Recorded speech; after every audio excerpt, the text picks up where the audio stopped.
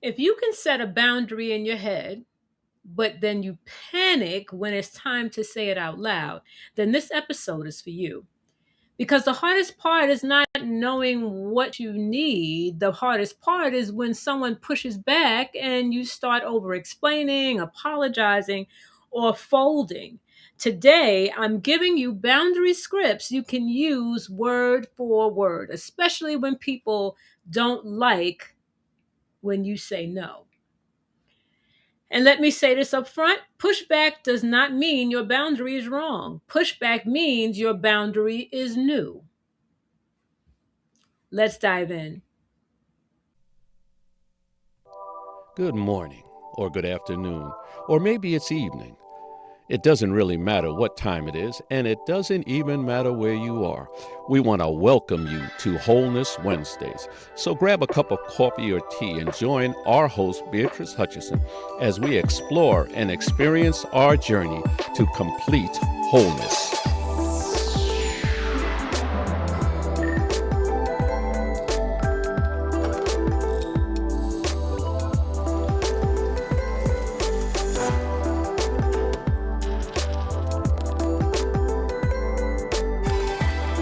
Welcome back to Wholeness Wednesdays on Completely Whole, where we pursue wholeness, mind, body, spirit, and finances. And I'm Beatrice Hutchison, your host. And this month we've been talking about boundaries, overwhelm, and nervous system peace because so many of us are carrying too much and we call it being strong. Today is practical. Grab a note, pad, or the note section on your phone because you're going to leave with some practical strategies, some actual scripts. First, let's talk about why people push back. Let's normalize this. People push back for a few reasons, for a few common reasons. They were benefiting from your lack of boundaries, number one. If you were always saying yes, your it didn't matter, right? Because and they were on the reaping end of you always overextending yourself, and so it didn't feel like a loss to them. Number two, they are used to access. Your availability became their expectation. Number three, they interpret boundaries as rejection, especially if they have their own wounds or fears around boundaries. Number four, they're testing you to really see if you mean it. This is a big one. The first pushback is often a test because you didn't have them in place before. Now, all of a sudden, you're implementing them. Are you really serious about this, or are you just uh, trying this out or trying it on for size? So, your goal isn't to convince people. Your goal is to be clear and consistent. Remember, a boundary isn't something you demand from someone else. It's something you decide for yourself. Now let's talk about the biggest mistake. Here's the mistake that breaks most boundaries. We over-explain. So when we say we can't do something, we begin to over-explain. And over-explaining turns your boundary into a debate because now it sounds like it's a negotiable. And when you begin to debate, you give people the impression that your limits are not really your limits, that they're up for bargaining or they're up for negotiation, right? And so they get that sense that, okay, you're saying that's your limit, but it's not really. I can convince you otherwise. So here's what your new rule should be: clarity over explanation, kindness over guilt, consistency over convincing. You can be warm and still be firm. Now let's talk about the three-line script formula. And before I give you dozens of scripts, I want you to learn a simple structure you can use anywhere. The three-line boundary script.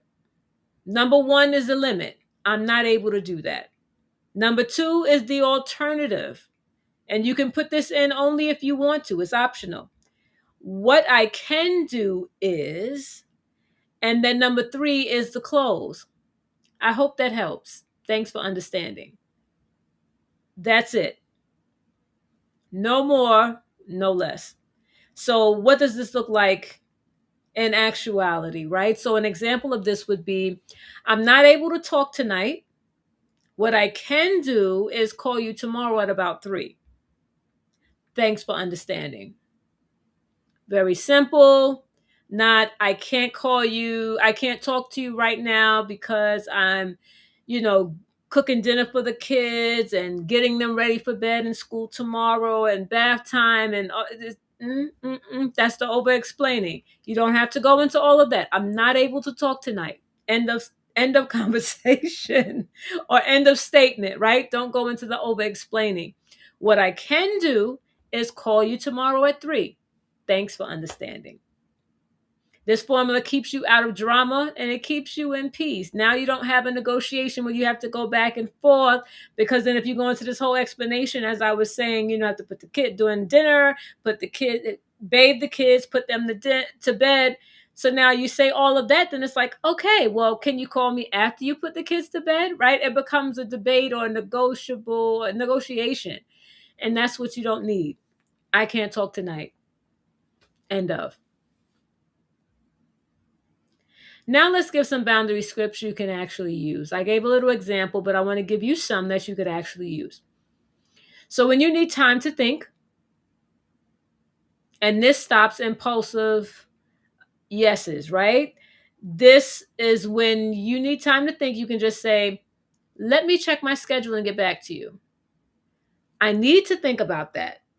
I'll let you know by tomorrow. I'm not sure yet. Can I give you an answer later? Right? So that gives you time to be able to think about it. You're not on the spot to be able or have to respond right then. You're able to say, give me some time to think about it. And so these are some statements that you can give. And if they pressure you immediately, you can say, I don't make good decisions under pressure. I'll follow up. That's it. You don't have to go back and forth with them. No, I really need to because you don't understand it. No, I don't make good decisions under pressure. I'll follow up. Next, when you need to say no, right? You keep it simple so that there's no guilt. I can't commit to that. That doesn't work for me. I'm not available for that. I won't be able to do that, but I hope it goes well. That's your no. Now, when it comes to money, that's when they want you to do something for them, right? But now let's talk about no, because there are people in our lives that will come and ask for money and will deplete us of our funds. So we have to make sure that there are boundaries around this. So what you can say when someone comes to you for money, and please understand, I'm not saying that we be kind, not be kind to people, that we don't love people, that we don't serve people, that we don't help people. That is not at all what I'm saying. What we're talking about this month is really about how to set boundaries so that you keep your peace, that you have structure in place so that you're not depleted and that people don't take advantage of you and constantly or complete or over and over again deplete your life. So that's what we're talking about. It's about those that take advantage, about those that really, really will use our servitude, our love for people, our willingness to serve, our obedience to God. People will use all of that to their advantage to make sure that we perform the way they want us to perform. So that's what this is about. This is about those that will ask, and we continue to give because we don't know how to say no. We feel bad about it. We feel guilty. We feel like we're not helping the person. We feel all these different feelings, all these different things that we feel.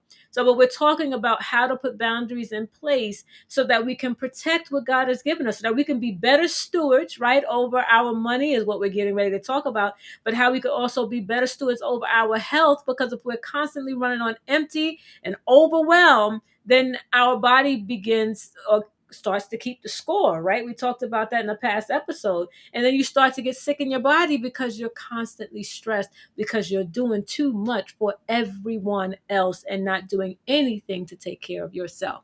So now let's talk about money. Money, What you can say is if they come and they request money from you, you can say, I'm not in a position to lend money. That doesn't mean you don't have money, right? Because we also believe in the power of words.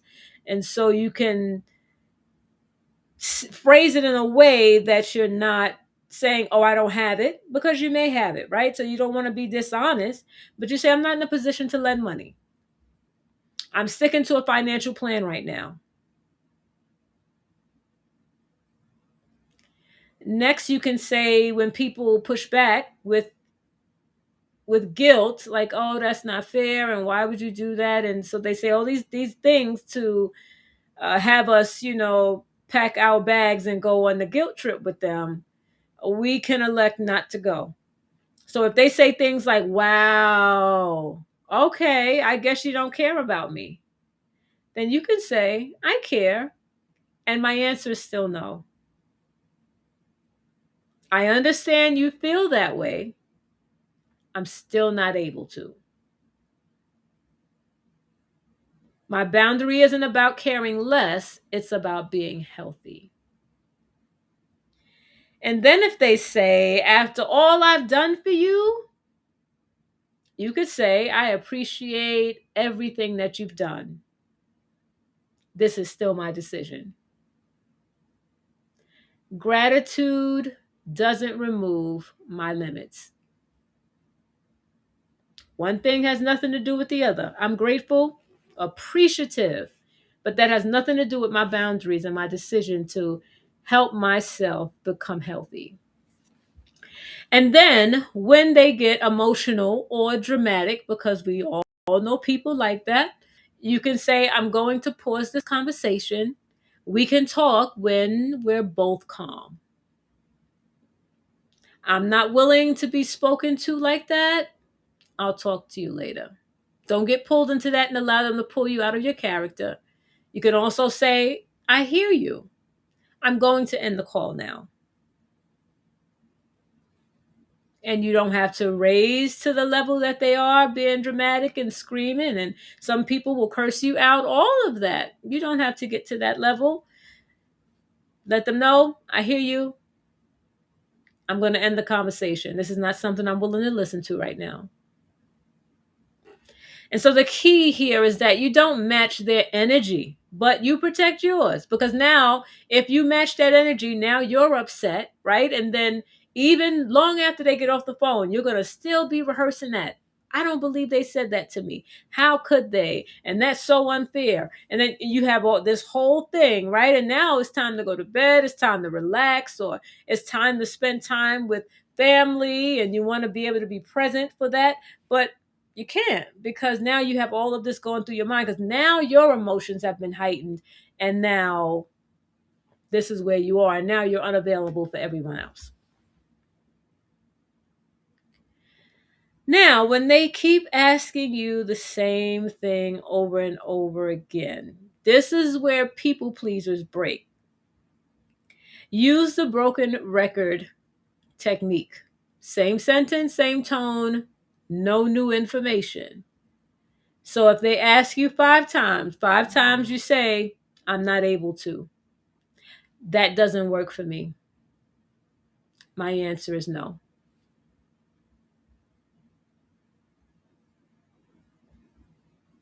No matter how many times they ask you, you give your same response the same amount of times. You stick to what your decision is. So you repeat, but the boundary is built through the repetition. By you sticking to what your decision is. If you struggle with wanting to please people, then that's where you would break, because they keep asking, even when they go to the emotional and dramatic.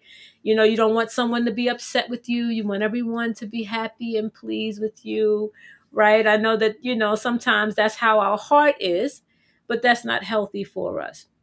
So sometimes, people will break. And so what we're talking about is, so that you do not break, that you set these boundaries and these structures in place for yourself, so that you stick to your guns, you stick to your decision to be healthy, to make yourself healthy, to be able to allow peace to not just come into your life, but to reign in your life. What about when you need to set time boundaries, right? So this is around maybe like texting, phone calls, access. You could say, I don't respond to messages after 8 p.m. I will reply tomorrow. So that's something that I do with work, because at one point I didn't have any cutoff for work. I would just work, and whatever time you call me to talk about work, we'll talk about work. Whatever situation you want to discuss, we'll talk about it. So I had to actually put that one in place myself to say, okay, you know what? When I leave work after 6 o'clock, my conversation is no longer about work. So you can call me if you like, and we could talk about how you're doing and different things like that, but you cannot call me and talk to me about work. I am done for the evening. If it's an emergency, I'll make an exception, but otherwise, we're not having those discussions, because I would travel. I commute to work. So on my entire commute, I'm talking about work, work, work. And, about all the things that have happened, all the things we need to do. Right. And so, but it's at that time that I need to decompress, right? I need to get my mind right, as they say. So I like to listen to either some type of informational or some type of inspirational video or podcast, because I need, or even to like a Audible with the books, right? Just so that I can bring my mind down. Because guess what? As soon as I walk through the door, it's mommy time, right? So, and you have to attend, you have to be present. So I decided I'm going to shut down. After work time is over, that's it. We're not having discussions about work.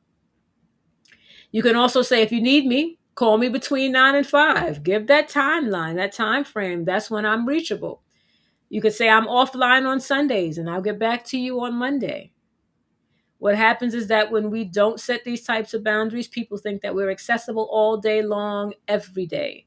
And we have to put those boundaries in place. And even if you have made yourself available for that amount of time or any time, you can now put these structures in place, put these boundaries in place, because you need it for your own sanity.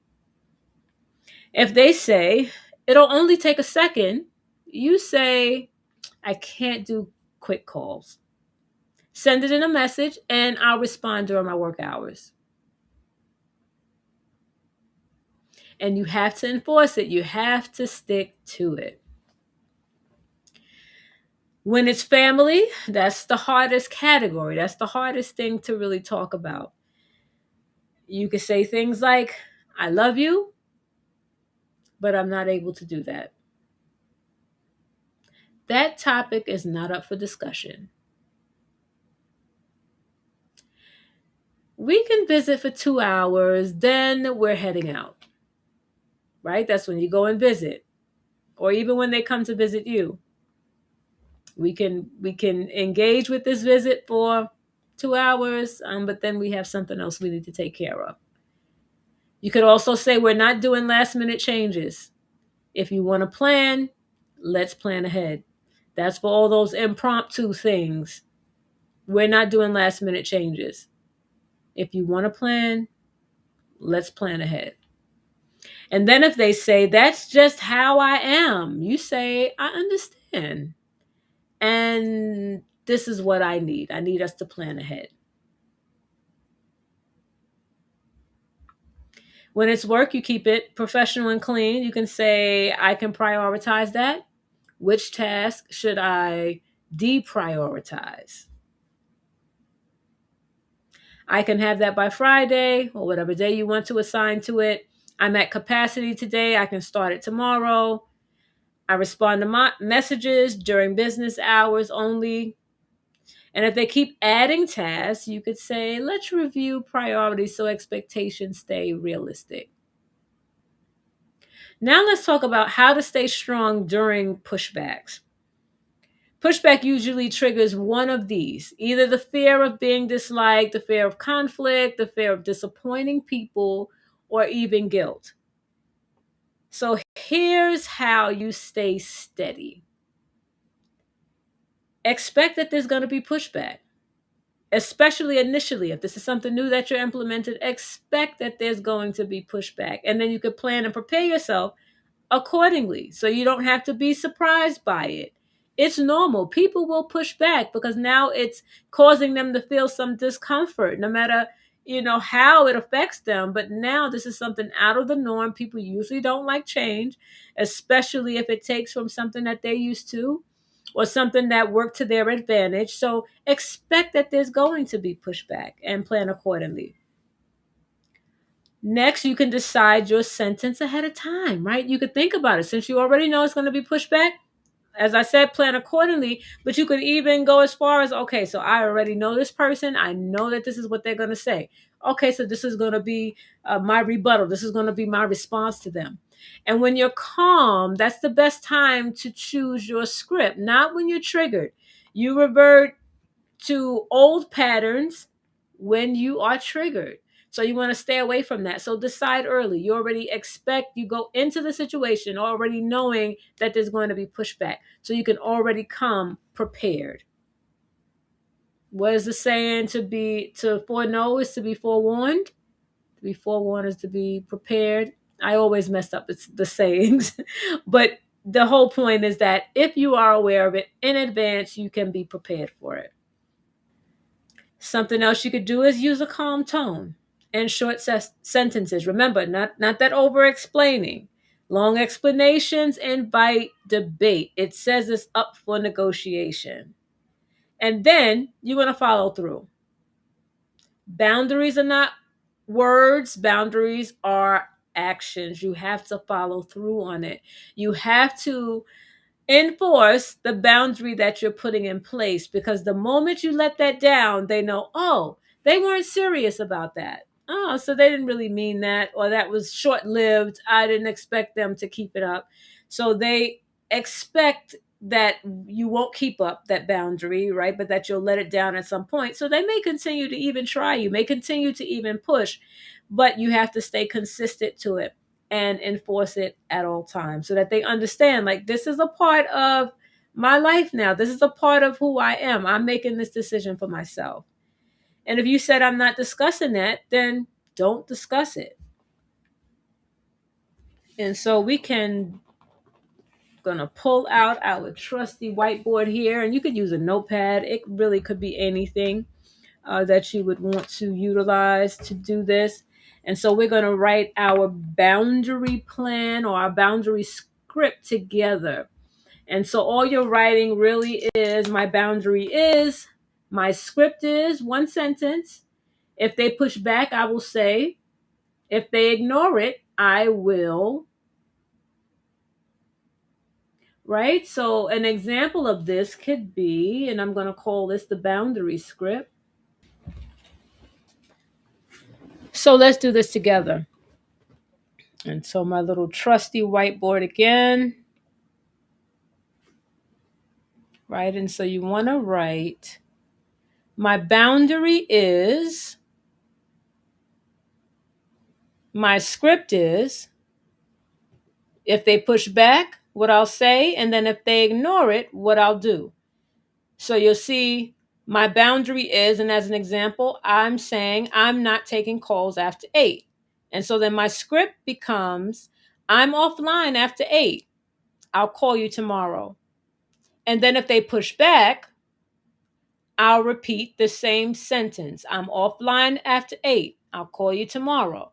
And then if they ignore it and they call you anyway, you don't have to answer. Right? So that is what I have decided. I will not answer if they ignored that I said I'm offline and they call anyway. You can say, is this an emergency? And I will call you tomorrow. That's it. You stick to it. Very simple, very straight and to the point.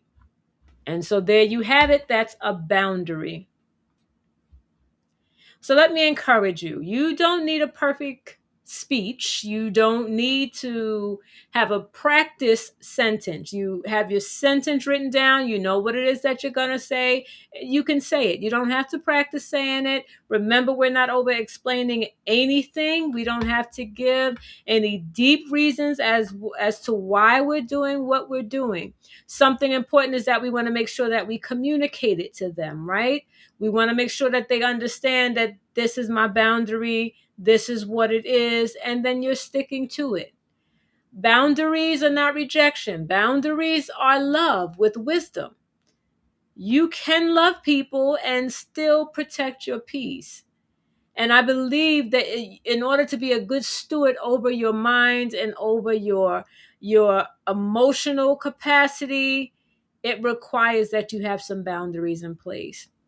And that doesn't mean that you're mean. It just means that you have limits and that you're also mature.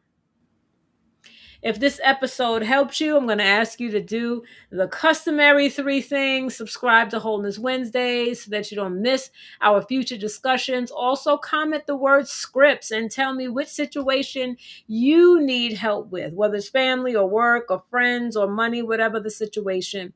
And then number 3, share this episode with someone who says yes all the time and then regrets it afterwards. And check the description for I'm going to put a copy of what we actually did together here on I did it on my whiteboard. You can put it in the notes section in your phone. You can put it on a notepad somewhere where you can refer back to it. You may need to do several of these, right? I only put in one boundary. If you have several boundaries, as we should, then we can do one for each of those. And it becomes second nature once we are telling people our standards, telling people our boundaries, as we're holding and keeping to it, it becomes second nature. And then people begin to have the expectation of you that, oh, she's offline after 8. She really does mean that.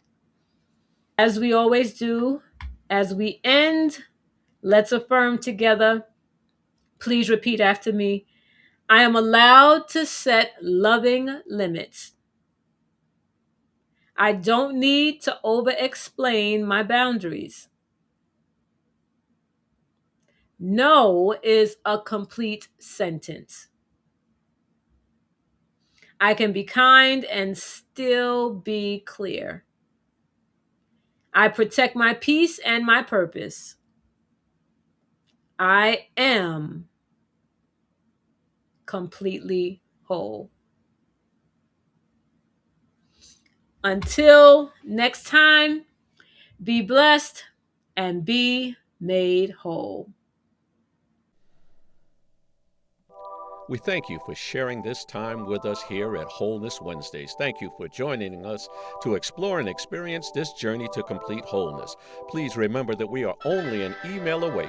Your questions and input are welcome via bhutch@CompletelyWhole1.com. See you next time here at Wholeness Wednesdays.